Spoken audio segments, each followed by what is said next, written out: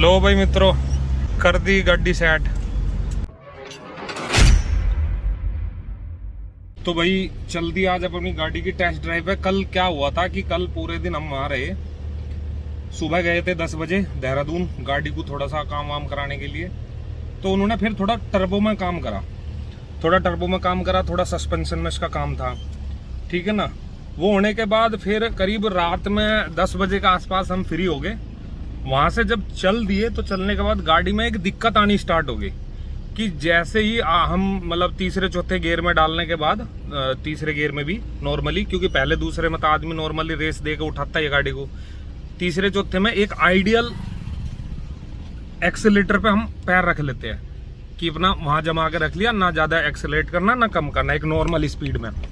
तो उस normal speed में गाड़ी को रखने के बाद क्या हो रहा है कि गाड़ी रेस छोड़ दे रही है, ठीक है ना। आप पूरा पंजा नीचे दबा लोगे तो आरपीएम बिल्कुल 0 पे आ जाएंगे। मैंने उसके बाद गाड़ी को थोड़ा सा भगा के भी देखा, ठीक है, मतलब 80-90 पे भी मैंने चलाई। आरपीएम कम होने की वजह से हो, क्या पता भाई गाड़ी का आरपीएम कम हो रहे हो उस वजह से कि टर्बो चार्ज नहीं कर रहा है या कुछ भी है।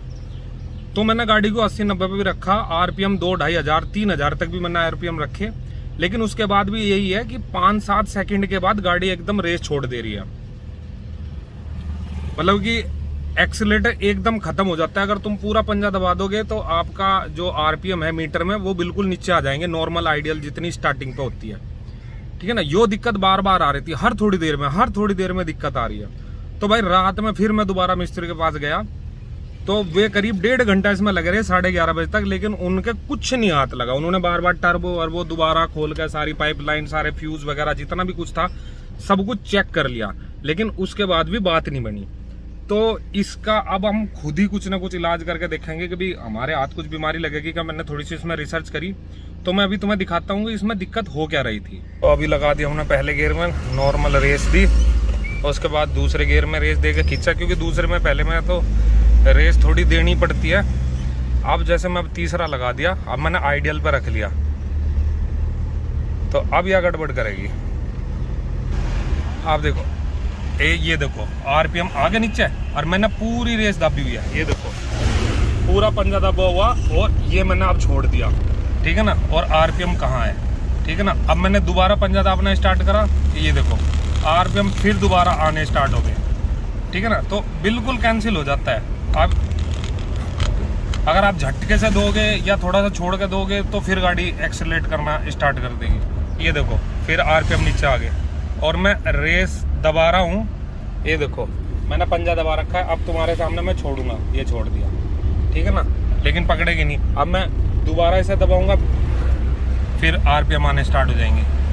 तो कहानी और बीमारी इसकी यही है, और ये बार बार फ्रिक्वेंटली हो रहा है।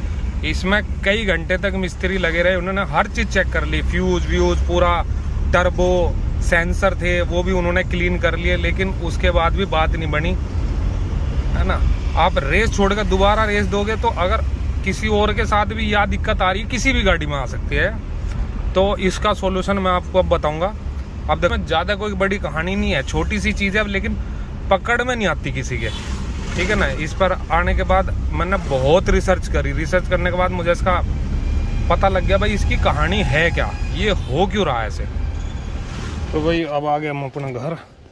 तो इसकी बीमारी ये है, बीमारी तो मैंने आपको बताई दी। तो अभी मैं क्या करता हूँ, इसके हैंड ब्रेक करता हूँ नीचे, ठीक है। हैंड ब्रेक नीचे है, ब्रेक पैडल नहीं दबे हुए, और गाड़ी का इग्निशन करता हूँ मैं अभी ऑन, ठीक है। गाड़ी का इग्निशन ऑन हो गया। अभी हम पीछे आके देखते हैं। पीछे आने के बाद ये वाली लाइट भी जली हुई है और ये वाली लाइट भी जली हुई है। तो जब हैंड ब्रेक भी नहीं लगे हुए हैं, ब्रेक पैडल भी नहीं दबे हुए, तो वो दोनों लाइटें जल क्यों रही है।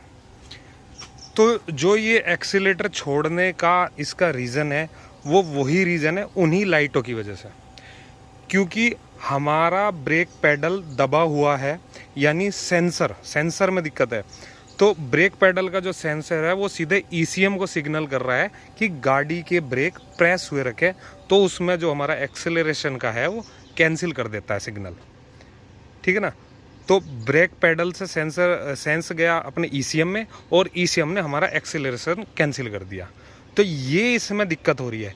इसमें वहाँ से कोई दिक्कत नहीं, हम पूरी रात इसके इंजन खोल के लगे रहे, लेकिन इसमें यहाँ छोटी सी दिक्कत है। अभी मैं इसका फ्यूज़ वगैरह देख के आपको बताता हूँ कि इसका फ्यूज़ वगैरह होने के बाद एकदम फिट हो जाएगी। तो ये है भाई इसका ब्रेक पेडल का सेंसर, यानी अगर ये प्रेस हो रहा है, ये अगर ऐसे प्रेस है तो लाइट बंद हो जाएगी, और ऐसे खुला है तो लाइट जली रहेगी। तो ये अच्छे से क्या है कि ब्रेक पेडल पे ना टच नहीं हो पा रहा, यानी जब हम ब्रेक पेडल छोड़ते हैं तो ये चीज़ प्रेस होनी चाहिए, यानी अगर ये प्रेस हो गया तो हमारी पीछे की जो लाइट है वो बंद हो जाएगी। लेकिन वो छोड़ने के बाद भी इन दोनों के बीच में गैप रह रहा है, तो शायद मुझे लग रहा है कि ये यहाँ से ये ऊपर से टूट गया होगा, तो इस वजह से प्रॉब्लम कर रहा है। तो इसे थोड़ा सा लंबा करके इसमें करते हैं कुछ जुगाड़, और फिर आपको दिखाते हैं। तो भाई वो तो इसका टूटा हुआ था जो ऊपर का था, तो फिलहाल ये एक पेन का रिफ़िल है, तो पेन के रिफ़िल से जुगाड़ करके मैंने ये बनाया है। तो इसे देखते ही कामयाब होगा नहीं होगा, अगर कामयाब नहीं होता तो फिर नया ला कर डालेंगे। पर जितना मेरा जुगाड़ का एक्सपीरियंस है तो ये 100% वर्क कर जाते हैं, बाकी अभी देखते हैं क्या होता है। तो अभी वो मैंने सेंसर सेट कर दिया है, तो अभी हम इसका इग्निशन ऑन करते हैं। इग्निशन ऑन, और अब चेक करते हैं इसकी लाइट। अब जो है लाइट हो गई बंद। अब करेंगे इसका पिकअप चेक कि यह फिर भी वही प्रॉब्लम कर रही है या नहीं। लो भाई मित्रों, कर दी गाड़ी सेट। गाड़ी काफ़ी देर चला के देख ली, कम से कम 5-6 किलोमीटर चलाई, और आइडल अगर मैं इस पर एक्सीलेटर दे रहा हूँ तो कोई आरपीएम ड्रॉप नहीं हो रहा, कोई एक्सीलेटर नहीं जा रहा, क्योंकि दिक्कत वही थी कि जो हमारी गाड़ी का ईसीएम है यानी दिमाग है इसका, वो बार बार एक्सीलेटर को सिग्नल दे रहा था कि भाई ब्रेक लगे हुए हैं, तो इसलिए वो एक्सीलरेशन कैंसिल कर रहा था बार बार। इस वजह से हमारी गाड़ी रेस छोड़ रही थी। अभी बिल्कुल स्टेबल चल रही है, बिल्कुल स्टेबल, कोई दिक्कत नहीं। कर कंटिन्यू है, इस पर कितनी भी दूर ले जाऊँ कोई ड्रॉपेज नहीं है, कुछ नहीं है, बिल्कुल टनाटन हो गई। अब गाड़ी हमारी सेट है, अब इससे करेंगे हम ऑफ रोडिंग। ठीक है भाई। भाई बहुत मेहनत लगी गाड़ी को सेट करने में, आखिरकार गाड़ी सेट हो ही गई। हमारे मिस्त्री जी भी हार मान गए थे, लेकिन हमने घर पे ही कर दी मैंने सेट। ठीक है ना। तो अब अपनी गाड़ी ऑफ रोडिंग के लिए हर तरीके से तैयार है। अब आपको बढ़िया बढ़िया बेहतरीन ऑफ रोडिंग का मजा दिलाएंगे, और बने रहे हमारे चैनल 4 व्हील राइडर के साथ। तो इसी के साथ ये वाला व्लॉग हम एंड करते हैं। तो लाइक करो, शेयर करो, और भाई सब्सक्राइब जरूर करो, क्योंकि सब्सक्राइब करोगे तो उससे मुझे भी मोटिवेशन मिलेगा। ठीक है ना, और आप लोगों को भी एंटरटेनमेंट के लिए कुछ ना कुछ मिलता रहेगा। तो आज के लिए इतना ही, मिलते हैं अगले व्लॉग में।